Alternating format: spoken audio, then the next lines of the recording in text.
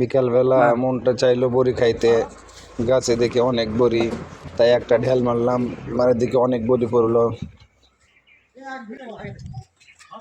এবং সে বড়িগুলো কুড়ে গেলিয়ে সুন্দর করে একটা বালতির ভিতরে রেখে দিয়ে সেই বড়িগুলো আমরা এখন মাখিয়ে খাবো।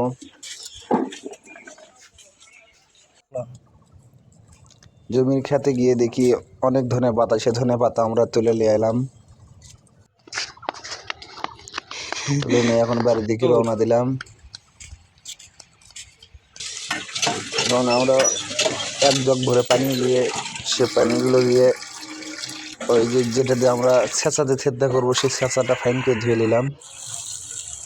তারপর বড়িগুলো সুন্দর করে একবারে মিনারেল পানি দিয়ে ধুয়ে নিলাম, কচলায়া ধুয়ে নিলাম। বড়িগুলো ধোয়া হয়ে যাওয়ার পরে একটু দেখে নিলাম। তারপর বড়ির বোটাগুলো যা বোটা ছিল সব বোটা একটা একটা করে বোটা বুটিয়ে নিয়ে একটা গামলার ভিতরে রেখে দিলাম। তারপর এদিক ওদিক করে দেখলাম বড়ির বোটা আছে কিনা, আর দেখি বড়ির বোটা আর নাই।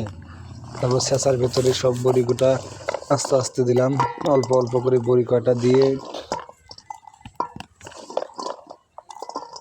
এখন থেতলে করার সময় আস্তে আস্তে করে বাইরে দিতে থাকলাম ছেঁচার ভেতরে। সব বড়িগুলো আস্তে আস্তে আউলে আউলে একবারে বেশি জোরে জোরে থেতলে করা শুরু করে দিলাম।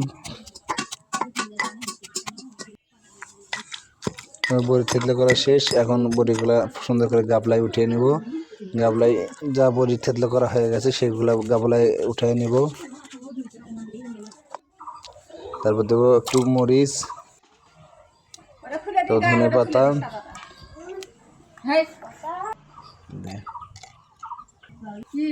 পাতা, মরিচ দুইটা একটি করে মিশেল করে সুন্দর করে ছেঁচা দিয়ে ছেঁচিয়ে নেব।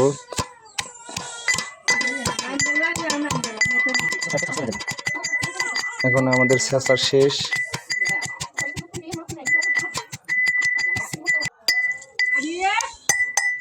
তারপর সুন্দর করে ওই ধনে পাতা মরিচগুলো উঠিয়ে নেব।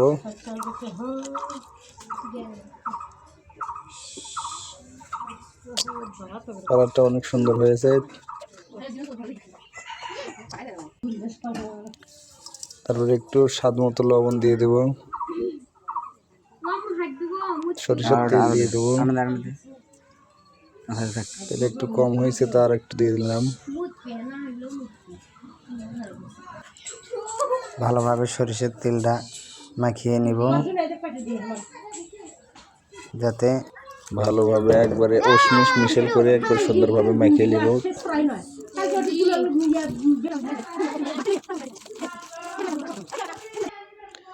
আর চিনিটা দেওয়ার ভিডিওটা হয়নি ঠিক মতে, তো চিনিটা আগেই দিয়ে ফেলেছি, এখন মেখে নিলাম। এখন দেবো হলে লালি, খেজুরের লালি।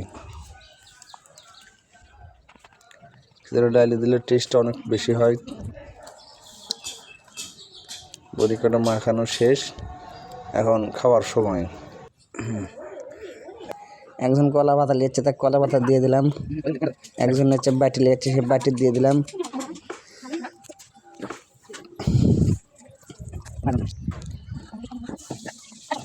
আমার মামার আব্বিকে খাইতে দিলাম, সে খায় বলছে অনেক স্বাদ। এটাই বাস্তব। I love you.